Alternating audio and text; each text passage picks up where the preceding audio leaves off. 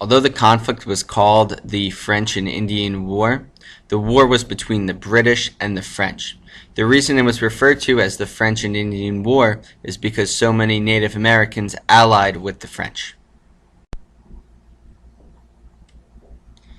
This map shows the colonization of the Americas at the time of the French and Indian War. The red is owned by the British, and these are what we know as the 13 colonies. The orange areas are controlled by the Spanish, and the gigantic blue area is controlled by the French. However, a lot of the French territory was very far inland and not very valuable. The purple areas were French areas that were taken over by the British.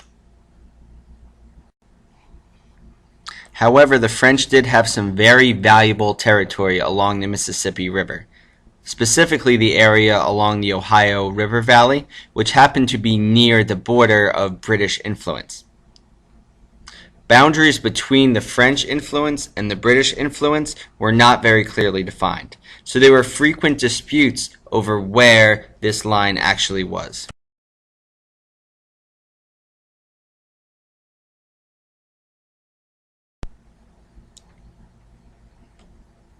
In an attempt to make these boundaries a little more defined, the French began building forts to claim the territory. The British responded by building a fort of their own near Pittsburgh, Pennsylvania, but the fort was attacked and seized by the French. Colonial General George Washington was sent to take the fort back from the French, but failed. Although George Washington lived in Virginia, which was one of the 13 colonies, he was British. All of the colonists in the 13 colonies considered themselves British and part of the British Empire. Therefore, if Great Britain was fighting a war, the colonists were involved. The most significant thing that happened at the Albany Conference was the colonies asking for the British to appoint a supreme commander of the troops in the colonies. This is important because this is one of the first times that the colonies were seen as united, especially from a military standpoint. George Washington and local militia troops headed west under a new British general by the name of Edward Braddock. Their regiment was attacked by the French and Braddock was killed. George Washington famously saved the local militia by leading a very elaborate retreat. This shows that the British troops were beatable. The Native Americans especially take note of this. The Native Americans side with the French because the French and Native Americans were better able to coexist. The last thing that the Native Americans wanted was to be left on the American continent with only the British.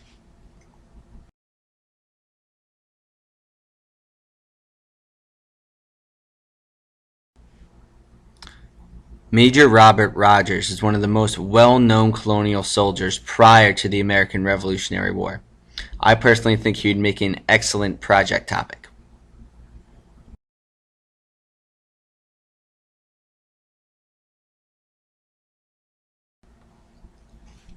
After 2 years of fighting along the underdeveloped Ohio River Valley, the British finally start to pull ahead. The European theater of the French and Indian War was known as the 7 Years' War, and in this theater is where the British first start to see an advantage. In America, the British eventually rally and take Fort Duquesne, the fort we talked about earlier near Pittsburgh. It becomes called Fort Pitt, which is why we now have the city of Pittsburgh. British General Wolfe also has a major victory against the French General Montcalm near Quebec City. In 1763, the Treaty of Paris is signed, ending the French and Indian War. French power is virtually eliminated from the New World. However, relations are now strained between the 13 colonies and the British. Anticipate how the war could have hurt their relationship.